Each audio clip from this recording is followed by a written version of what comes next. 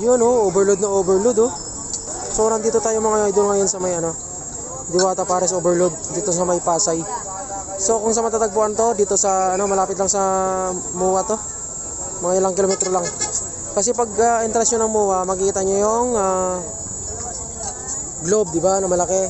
Tapos kakanan kayo, then dire-diretso lang yun hanggang marating nyo dito. Yun lang. Pwede nyo lang siya ipagtanong pagka nalilito kayo. Yun lang mga idol. Salamat. Yun oh, overload na overload oh.